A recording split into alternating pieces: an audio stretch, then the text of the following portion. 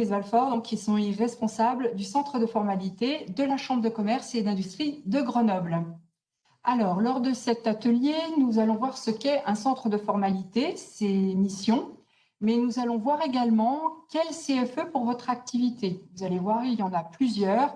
C'est un peu compliqué, mais nous sommes là aussi pour vous y aider et pour nos espaces entreprendre également, un peu vous orienter afin de déterminer quel est le CFE compétent. Nous avons également un rôle de transmission aux différents partenaires intéressés par votre formalité. Donc, nous allons les voir ensemble. Nous allons voir le timing également du projet à l'immatriculation. Nous évoquerons un exemple de formalité d'immatriculation d'entreprise individuelle ou micro-entreprise, puisqu'une micro-entreprise est une entreprise individuelle avec une option particulière, et la particularité du répertoire de métiers qui nécessite certains documents supplémentaires. Nous aborderons également les formalités d'immatriculation de l'entreprise individuelle classique libérale, c'est-à-dire avec l'URSSAF, les formalités d'immatriculation de la micro-entreprise libérale également avec l'URSSAF, et les formalités d'immatriculation en société, que ce soit pour des activités commerciales et ou artisanales. Nous définirons ensemble ce qu'est un SIREN et un SIRET. Mireille Tiragatel de l'URSSAF vous parlera du dossier ACRE également, avec une particularité pour les micro-entrepreneurs. Nous aborderons la carte de marchand ambulant qui est délivrée par les chambres de métiers et les chambres de commerce. La particularité des activités de restauration et nous verrons avec vous les différentes prestations d'accompagnement que l'on peut vous proposer. Alors, qu'est-ce qu'un CFE ? Un CFE, donc, c'est un service public qui va réceptionner votre dossier de formalité pour une création, pour une modification ou pour la radiation de votre entreprise ou votre société. Donc, en fait, c'est votre interlocuteur tout au long de la vie de votre structure. Sa mission est donc de recevoir ces dossiers, de les contrôler, de vous réclamer les informations ou pièces nécessaires à l'aboutissement de la formalité et de le transmettre aux différents partenaires intéressés par votre formalité, de façon à ce que chacun vous affilie suite à la formalité de création. Bonjour à tous, donc Nicolas Lucie, je suis donc le responsable du centre de formalité des entreprises de la Chambre de métier. Donc je vais vous présenter quels sont les différents CFE qui existent en fonction des activités que vous allez pouvoir exercer. Vous allez voir 5 organismes et dans chaque organisme, il y a un CFE. Le premier, c'est si vous exercez une activité artisanale ou artisanale et commerciale. Je m'explique. Vous exercez une activité de fabrication, transformation, réparation d'un produit ou de prestation de service qui est listée par un décret. Et vous avez moins de 10 salariés au moment de l'immatriculation. Vous devrez donc vous adresser au centre de formalité de la Chambre de métier et de l'artisanat. Je vous donne un exemple. Une activité classique artisanale en entreprise individuelle, tous les métiers du bâtiment. Vous êtes plombier, vous êtes maçon, vous êtes peintre, vous dépendez donc de la chambre de métier. Une activité de prestation de service, vous êtes coiffeur, soins esthétiques, toilettage, vous dépendez également de la chambre de métier. Ce sont des métiers, encore une fois, qui sont listés par un décret. Donc, nous, on les connaît. Vous aurez juste à vous adresser auprès des différents accueils et on vous dira vers quel centre de formalité vous dépendez. Vous exercez une activité purement commerciale, vous allez dépendre par contre du CFE de la Chambre de commerce. Une activité commerciale, je n'ai pas besoin de vous donner une définition, mais c'est une personne, classiquement, qui achète et revend un produit. Donc, j'achète un stylo, je vais revendre ce stylo en faisant ma marge. Donc, je serai au CFE de la Chambre de commerce. Il y a évidemment plein d'autres activités qui sont de nature commerciale. On pourra voir en fonction de vos questions à la fin de l'intervention. J'exerce cette fois-ci une activité artisanale et commerciale, donc les deux. Je vous donne un exemple. J'achète mes stylos, mais je vais également faire de la réparation de stylos, ou j'achète du matériel informatique et je vais faire de la réparation d'ordinateurs. vous voyez bien qu'il y a deux activités différentes, une de commerce et une artisanale. Dans ce cas-là, le CFE compétent sera la chambre de métier. C'est pour ça qu'on l'a mis en premier, pas parce qu'on est plus important que les autres, mais c'est que dans la hiérarchie des CFE, l'activité artisanale va primer sur les autres, même si votre activité artisanale ne représente que 1% de l'activité totale. Donc ça, c'est important. Purement artisan, chambre de métier. Purement commerçant, chambre de commerce. Artisan, commerçant, moins de 10 salariés, chambre de métier. Si au moment de l'immatriculation, vous avez plus de 10 salariés, on n'est plus dans le cadre artisanal. Bon, c'est rare de s'immatriculer avec plus de 10 salariés. Vous dépendez directement de la chambre de commerce. Nous avons également le greffe du tribunal de commerce qui est CFE pour certaines activités. Vous allez le voir, très spécifique. L'agent commercial en entreprise individuelle, les loueurs en meublé non professionnels, c'est les personnes qui louent en dessous d'un certain montant au niveau du chiffre d'affaires, les GIE, les sociétés civiles immobilières, donc SCI, les CELARL, donc sociétés d'exercice libéral à responsabilité limitée, les SCP, ça c'est généralement les avocats, les sociétés d'exercice libéral par action simplifiée. Vous voyez, c'est quand même très très spécifique. Mais à ce moment-là, c'est le greffe qui va être CFE pour votre activité. Ensuite, on a l'URSSAF.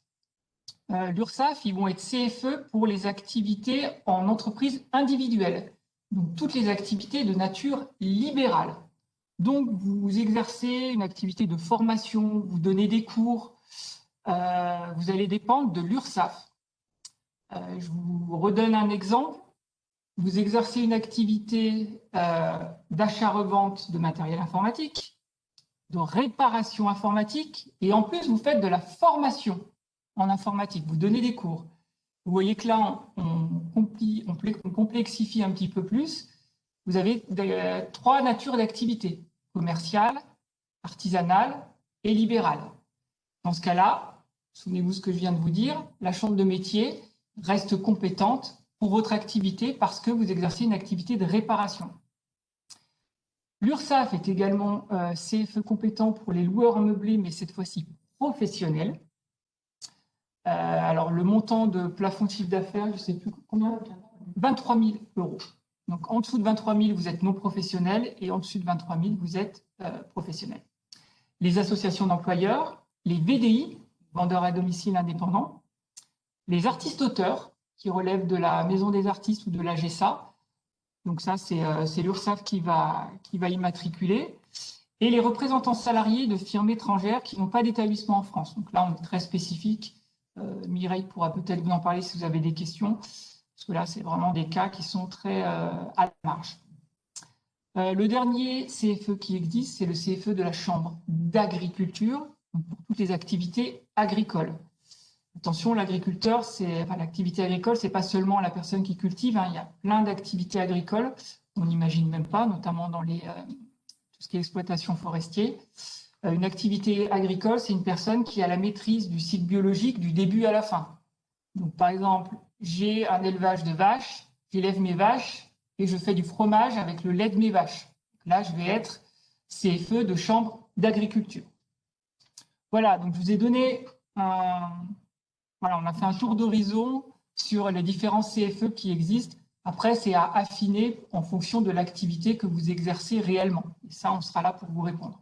Donc, tous ces éléments, une fois la formalité traitée, nous allons la transmettre aux différents partenaires. Alors, pas tous, bien évidemment. En fonction de votre cas, nous allons les mettre destinataires ou pas. Un des premiers partenaires qui, lui, est toujours présent dans les transmissions, c'est l'URSSAF. Pourquoi? Parce que d'une part, il va vous ouvrir votre compte cotisant pour que vous puissiez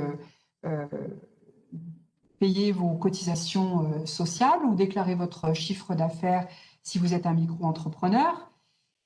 Un autre partenaire constant, c'est le service d'impôt entreprise, puisqu'il va pouvoir, si vous envoyez votre numéro de TVA intra-communautaire, pas pour les micro-entrepreneurs, ça se fait sur demande, mais par défaut pour tous les autres. Il va bien sûr également attendre que vous leur déclariez vos revenus pour l'entreprise, pour la société. il va également vous envoyer la contribution foncière des entreprises qui n'est pas, dont vous êtes exonéré la première année, l'année de la création. Donc attention à ceux qui se créent le 1er décembre prochain. Ils seront exonérés en 2020, mais pas en 2021. Et pour 2020, ils ne seront exonérés que pour un mois d'exercice, pardon. La CPAM, pour la partie sécurité sociale des indépendants, c'est pour toutes les entreprises individuelles, micro-entreprises y compris, puisque c'en est une, et les gérants de SARL ou de SNC, elle sera donc destinataire. Elle ne concerne pas les SAS, puisqu'en SAS, les dirigeants sont des salariés. La CPAM donc vous remboursera vos soins médicaux. La MSA, elle, n'est pas toujours destinataire des formalités. Elle ne l'est que pour les activités qui relèvent de la MSA, qui sont souvent des prestations de services agricoles, mais qui s'immatriculent à la Chambre de commerce et d'industrie. Par exemple, un bûcheron va s'immatriculer auprès de notre CFE Chambre de commerce, mais il ne sera pas affilié à l'URSSAF ou à la CPAM, mais uniquement à la MSA. Donc, c'est la mutualité sociale agricole. C'est à la MSA qu'il paiera ses charges sociales. L'INSEE est toujours destinataire de vos formalités. C'est l'Institut national de la statistique et des études économiques. C'est notamment eux, on le verra tout à l'heure, qui vont vous attribuer le numéro SIREN, le numéro SIRET et votre code APE.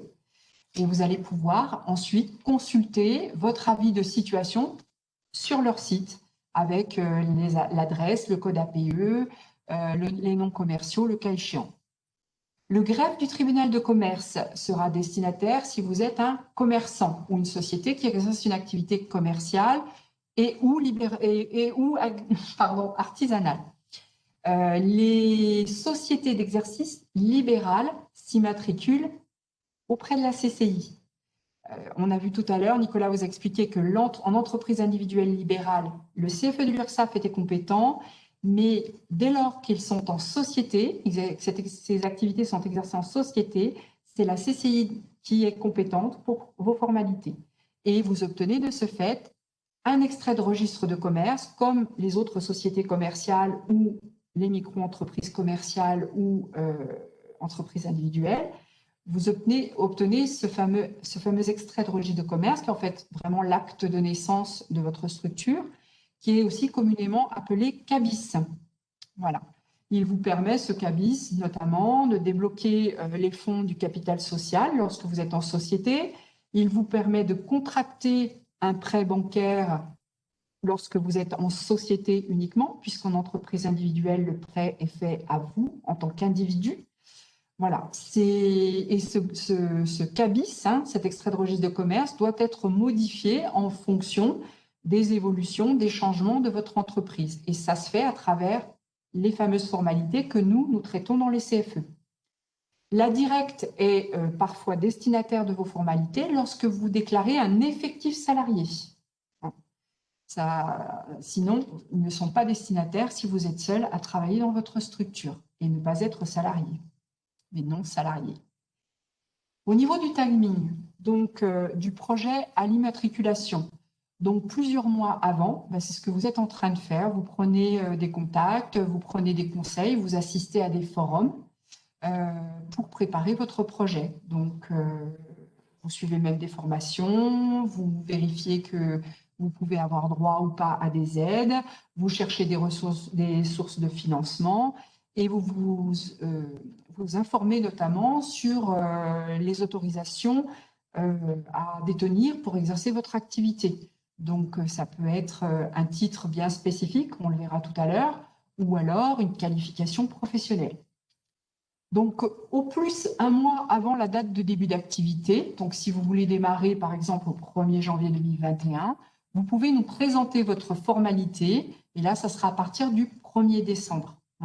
Les sociétés peuvent présenter leur formalité avant ce délai-là. C'est vraiment pour les entreprises individuelles qu'il faut respecter le mois avant la date de début d'activité. Et puis, vous avez 15 jours pour régulariser votre situation lorsque vous avez démarré. Mais souvent, il vaut mieux faire tout avant parce que vous ne pouvez, de ce fait, si vous ne le faites pas, vous ne pouvez pas avoir votre numéro sirène, vous ne pouvez pas avoir votre CABIS, vous ne pouvez pas avoir votre prêt bancaire si vous en faites la demande, vous ne pouvez pas avoir le déblocage de capital, etc.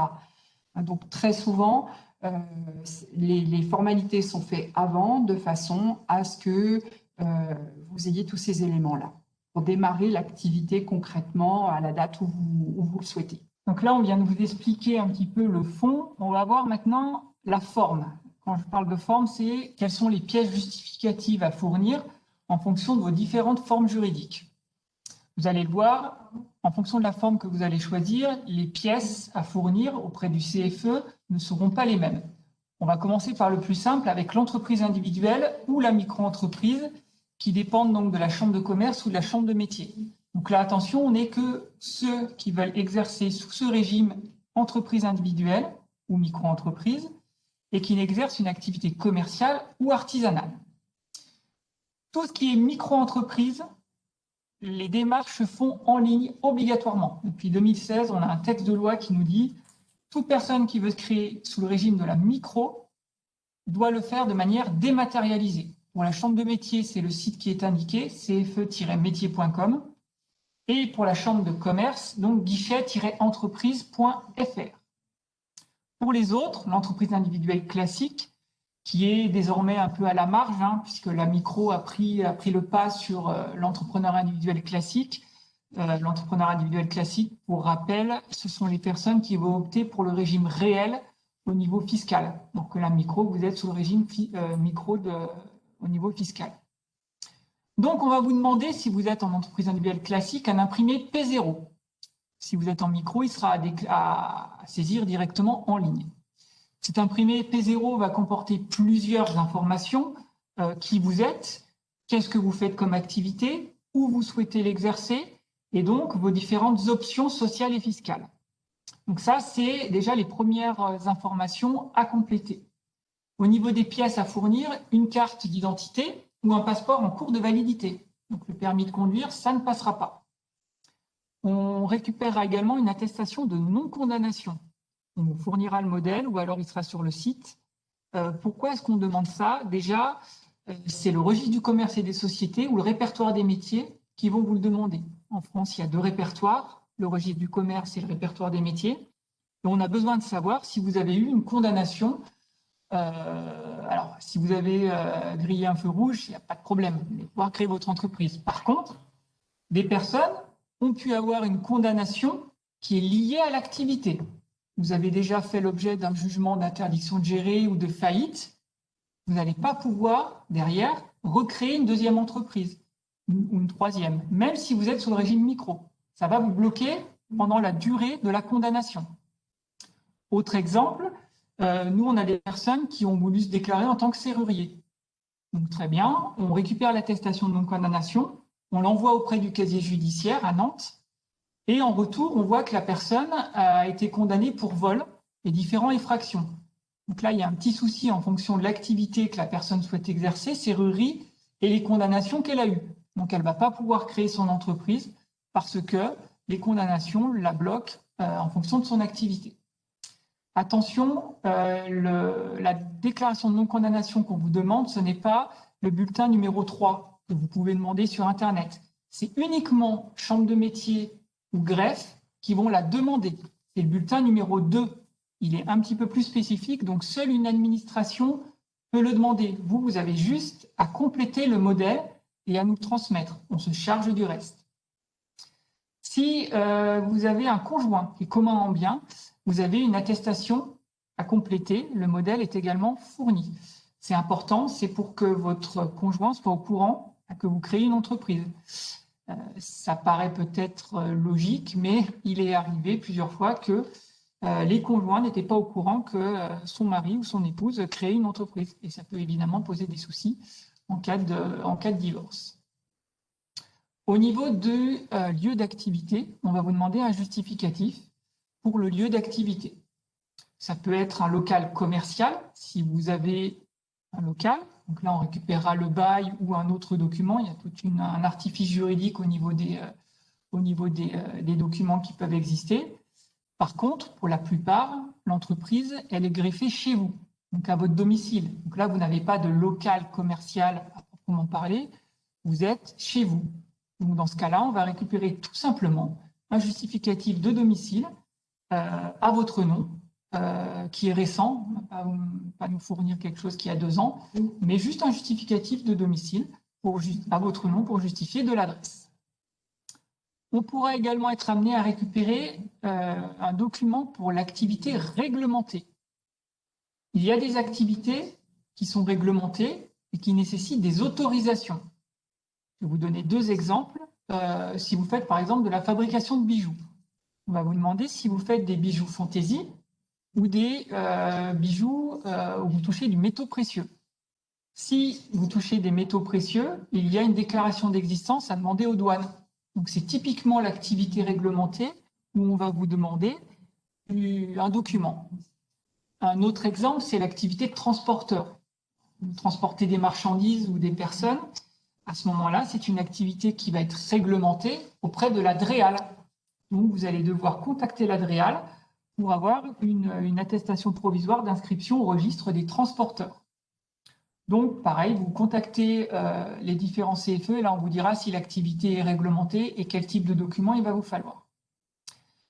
On va également vous demander, je passe les frais, j'en parlerai juste après, mais la qualification professionnelle pour les activités artisanales. C'est un peu lié à l'activité réglementée, mais c'est spécifique au métier que vous allez exercer et uniquement la chambre de métier va vous demander ce document. On a, comme je vous l'ai dit tout à l'heure, un décret qui nous liste les activités artisanales et on a un autre décret qui va nous dire, pour telle activité, en gros, il faut montrer patte blanche pour l'exercer. Donc, c'est toutes les activités dans le domaine artisanal où la sécurité du consommateur va être en jeu. Donc, tous les métiers du bâtiment, les activités de coiffure, d'esthétique, réparation automobile, l'activité de maréchal ferrant, fabrication de prothèses dentaires, et tous les métiers de bouche. Quand je dis métier de bouche, c'est donc boulangerie, pâtisserie, poissonnerie, boucherie, charcuterie. Donc, toutes les activités que je viens de vous énumérer vont nécessiter une qualification professionnelle obligatoire qu'on va vérifier. Cette qualification peut être apportée soit par un diplôme dans le métier et qui est inscrit au répertoire national des certifications, donc type un CAP, voilà, diplôme de niveau 3, c'est le CAP, soit par une expérience professionnelle de 3 ans dans le métier, donc ça peut être une expérience salariée ou une expérience en tant que dirigeant. Vous avez déjà été dirigeant dans cette activité. Ou alors, si vous n'avez ni diplôme ni expérience, vous allez embaucher un salarié qui lui va avoir la qualification. Petit aparté, on va récupérer une qualification pour chacun des métiers. C'est-à-dire que si vous exercez de la maçonnerie et de la charpente, il va falloir montrer patte blanche en maçonnerie et en charpente. C'est-à-dire que vous pouvez avoir un diplôme de maçon et 3 ans d'expérience en charpente, peu importe, mais les métiers ne sont pas connexes. Donc, pour chaque métier, une qualification professionnelle. Je garde donc le meilleur pour la fin, les sous, donc les frais. Au niveau du greffe, si vous êtes immatriculé donc artisan commerçant ou juste commerçant, ça sera 25,34 €, et c'est très précis, si vous avez comme origine une création. C'est-à-dire que votre fonds de commerce, vous le créez. La plupart du temps, vous créez votre fonds de commerce, vous n'allez pas l'acheter. Et si vous l'achetez, attention, les coûts seront différents. Ça, nous contacter et on vous donnera le coût en fonction de l'origine du fonds, si vous achetez ou pas un fonds de commerce. Tout micro-entrepreneur, par contre, c'est gratuit pour la création d'entreprise. Pas pour l'achat de fonds ou la location-gérance, mais si vous créez votre activité en tant que micro, c'est gratuit. Les frais que je viens de vous énumérer sont valables uniquement pour l'entreprise individuelle classique.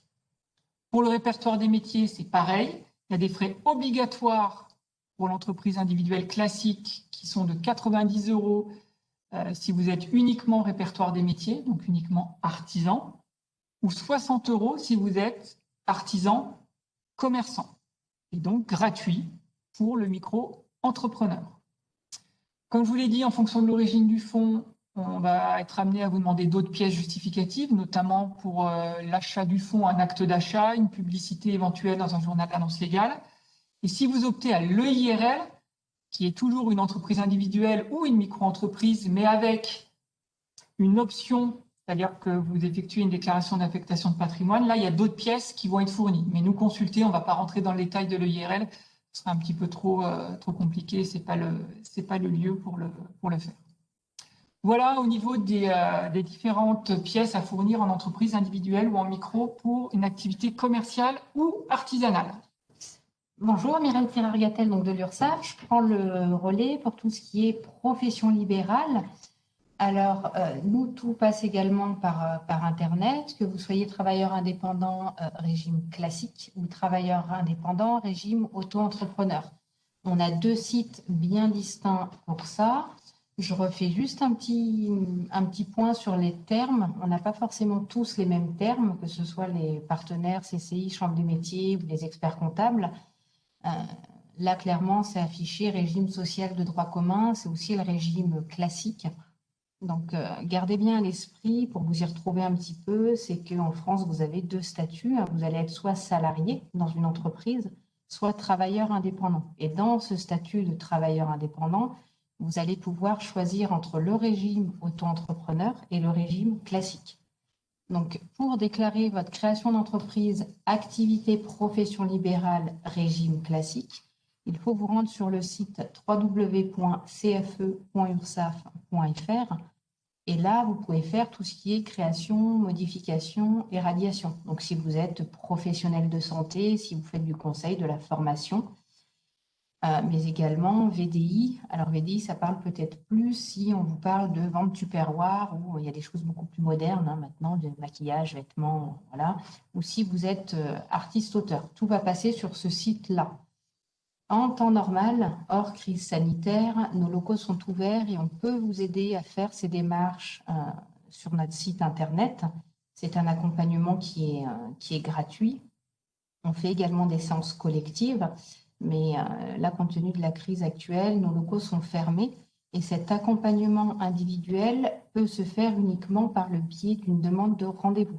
Donc, sur le site ursaf.fr, tout en bas, vous avez un onglet « Contactez-nous » et il faut bien aller dans les catégories là que vous voyez en jaune, créateur d'entreprise et demande de rendez-vous. Au niveau des pièces qui vont vous être réclamées, alors nous, on vérifie beaucoup moins de choses que les autres partenaires. Une seule pièce d'identité, mais pareil, permis de conduire, ce n'est pas une pièce d'identité.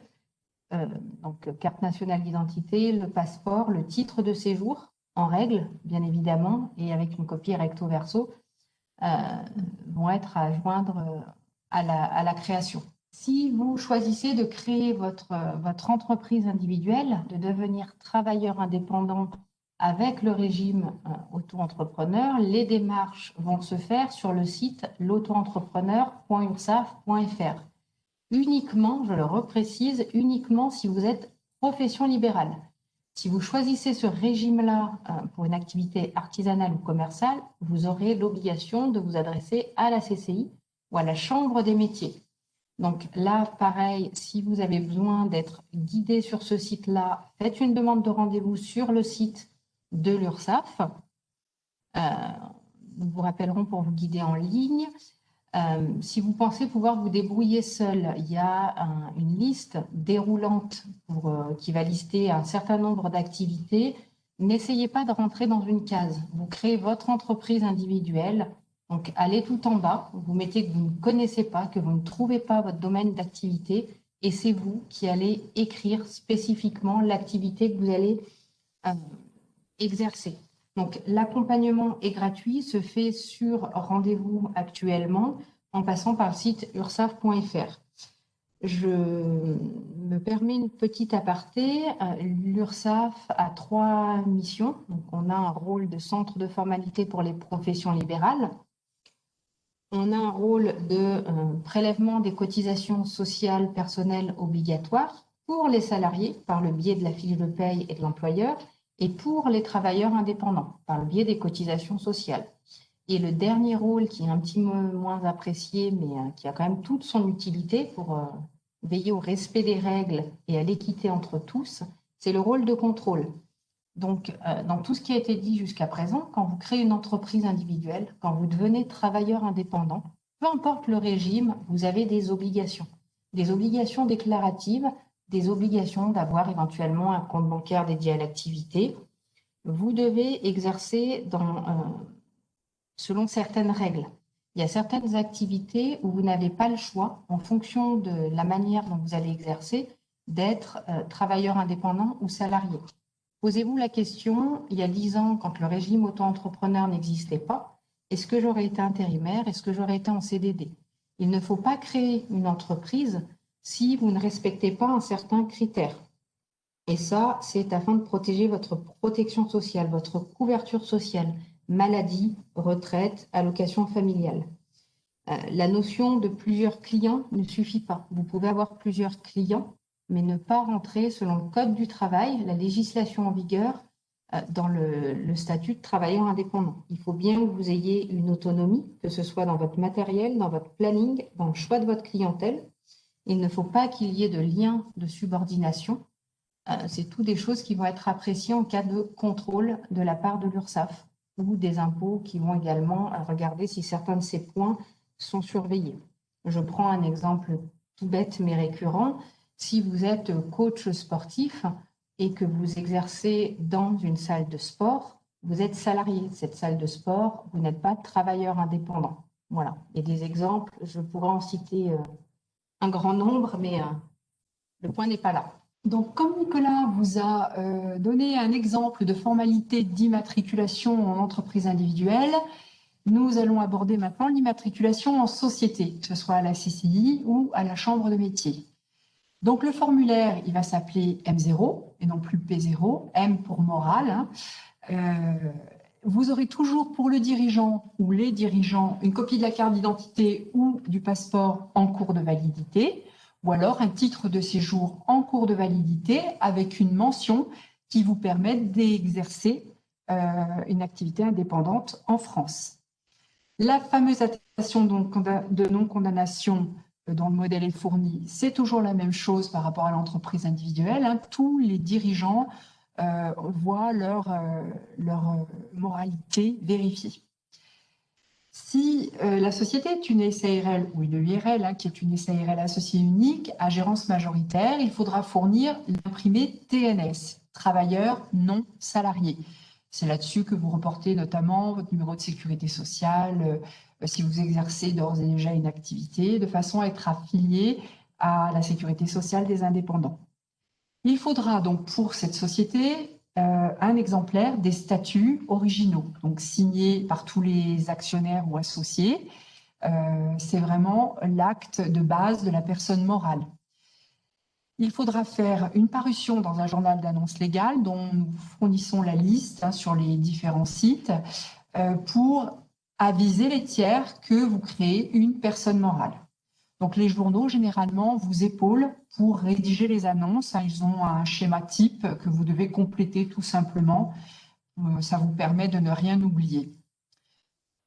Pour les sociétés toujours, il faudra fournir l'attestation bancaire justifiant le dépôt du capital social en banque. Donc ça, c'est une action que vous faites avant, normalement, de rédiger vos statuts. Donc, soit les statuts sont signés à la même date que le jour du dépôt, soit après. Mais vous ne signez pas des statuts annonçant un capital social sans l'avoir déposé en banque. Donc, c'est votre banque qui fournit cette attestation bancaire. Attention, il ne s'agit pas d'un compte bancaire, il s'agit d'un compte bloqué sur lequel le capital social de la société va être en dépôt jusqu'à l'immatriculation. Et c'est notamment le CABIS dont je vous parlais tout à l'heure qui va débloquer le capital social pour les sociétés. Quand vous le présenterez donc à votre banque, elle débloquera ce capital.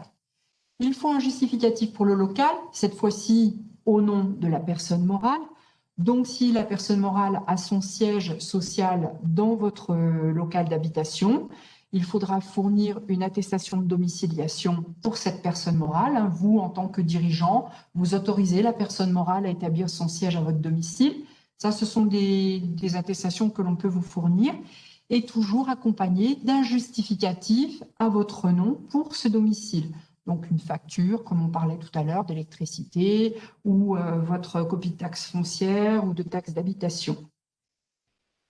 S'il s'agit d'une activité réglementée, donc il faudra fournir le justificatif. Hein. Nicolas vous parlait tout à l'heure de l'attestation de transport de la DREAL, mais vous pouvez aussi, si vous exploitez l'activité de bar, alors c'est un peu difficile en ce moment, mais fournir la licence 4 qui correspond à un débit de boisson, et cette licence doit être au nom de votre société représentée par vous en tant que dirigeant. Ça se fait en mairie, généralement, les mutations de licence, hein, lorsque vous en avez une qui vous est confiée en location-gérance, par exemple. Les frais de greffe pour une création toujours sont de 39,42 €. S'il s'agit d'un achat de fonds ou d'une prise en location-gérance ou d'une concession municipale, les frais sont plus élevés. Donc ça, il faut nous consulter, on vous donnera ces éléments-là. Les frais d'inscription au répertoire de métiers sont de 60 € pour la partie artisanale, hein, pour les activités artisanales. Et il y a les mêmes règles pour la qualification professionnelle qu'en entreprise individuelle. Voilà. Et en fonction, donc, comme je le redis, en fonction de la forme juridique de la société ou de l'origine du fonds, d'autres pièces pourront vous être demandées. Hein. Donc, vous pouvez vous préparer en nous consultant au préalable pour avoir la liste de pièces précise qui correspond à l'activité que vous envisagez. Donc, à l'issue du traitement de la formalité d'immatriculation, nous pouvons obtenir en lien direct avec l'INSEE les numéros SIREN et SIRET de votre entreprise ou de votre société. Pour les personnes en entreprise individuelle qui se sont radiées il y a quelque temps et qui se réimmatriculent, c'est le même numéro SIREN qui sera utilisé pour leur nouvelle immatriculation. C'est un numéro qui est attaché à la personne physique toute sa vie. Donc, vous pouvez même arrêter 20 ans. Au bout de 20 ans, ça sera le même numéro qui vous sera attribué. Ce numéro SIREN, il est composé de 9 chiffres. C'est le numéro qui sera porté sur l'extrait de registre de commerce émis par le greffe et au répertoire de métier également. Voilà. Le SIRET, lui, il est composé de ces 9 chiffres et de 5 autres chiffres qui caractérisent votre établissement là où il se trouve. Donc, le jour où vous transférez votre entreprise ou votre société, ce sont les 5 derniers chiffres qui composent le SIRET qui vont changer. Ou encore, si vous ouvrez un nouvel établissement, en plus du siège et principal, il aura son propre SIRET. Voilà.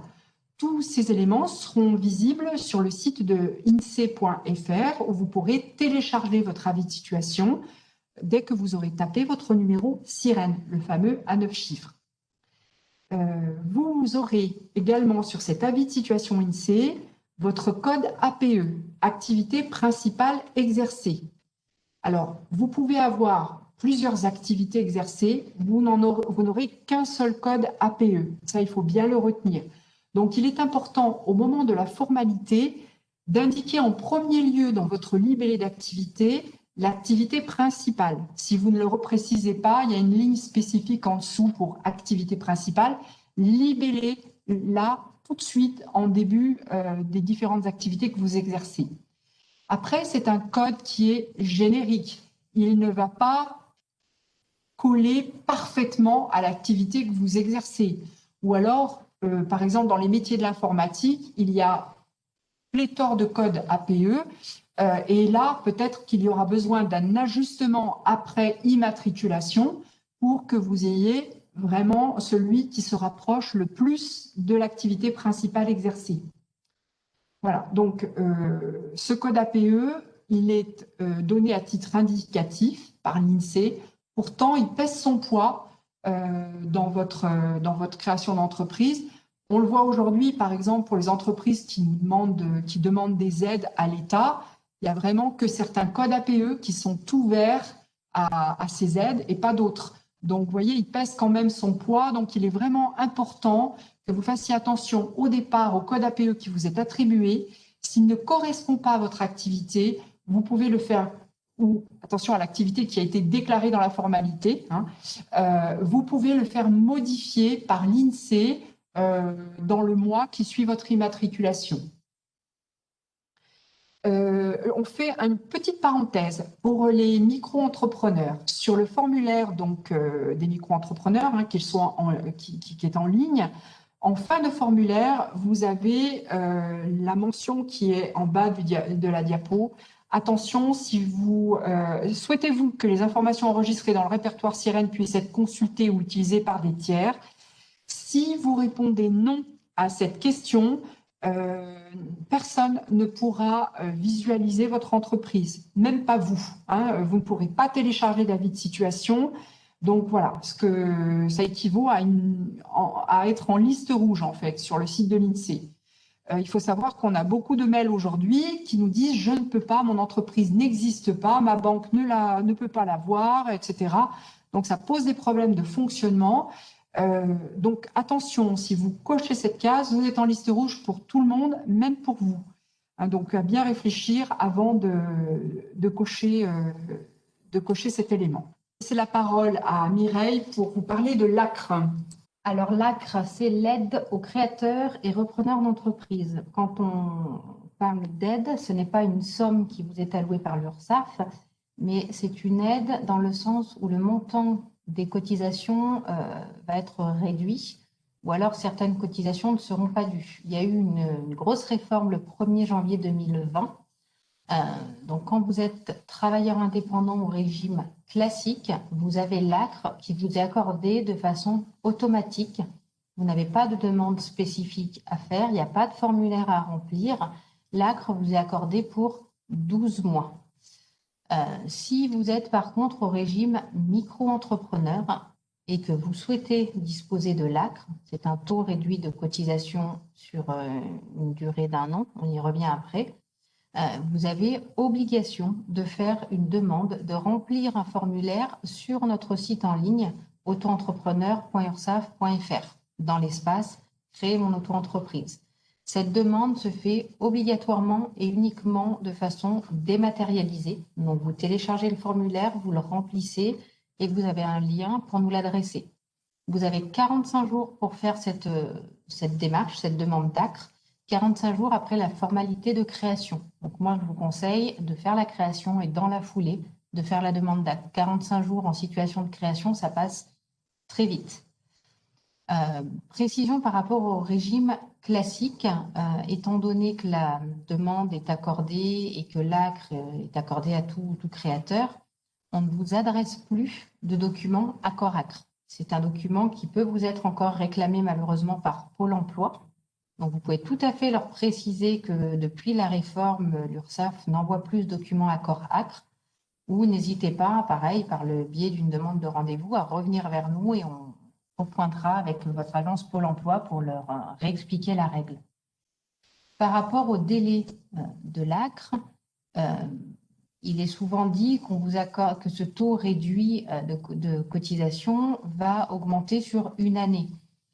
Partez du principe que ça augmente pendant 3 trimestres. Je vous prends un exemple, ce sera peut-être plus parlant. Si vous créez l'entreprise aujourd'hui le 16 novembre, la fin de votre période ACRE sera le 30 septembre.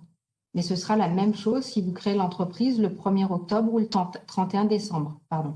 Vous créez sur le 4e trimestre, votre ACRE va être valable sur les 3 prochains trimestres à venir. Alors, lorsque vous avez exercé une activité ambulante, l'activité ambulante s'exerce sur la place publique, donc sur une place, dans une rue, etc. C'est sur les marchés, grossièrement parlant.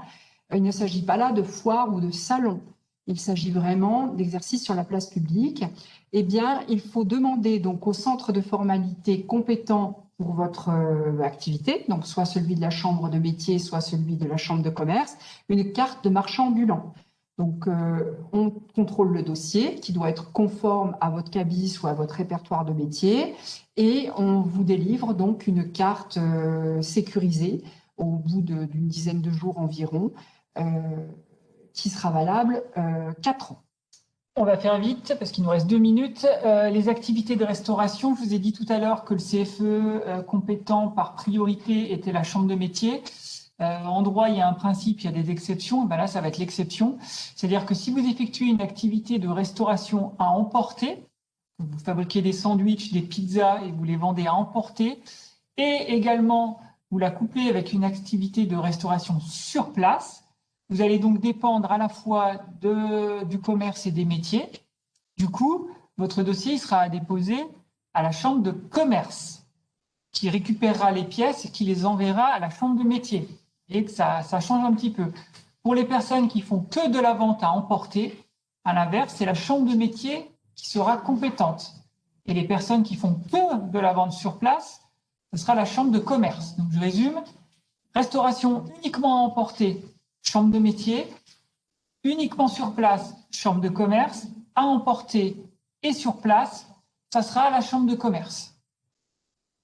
On prévoit également des prestations d'accompagnement. La chambre de commerce, je laisse Béatrice vous en parler. Alors, il nous reste peu de temps là, nos organisateurs viennent de nous prévenir. Donc, vous aurez ces prestations d'accompagnement sur le diaporama.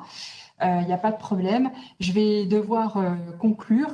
Nous vous remercions pour votre attention et nous vous souhaitons une bonne continuation dans vos projets pour la suite. Bonne fin de journée. Au revoir.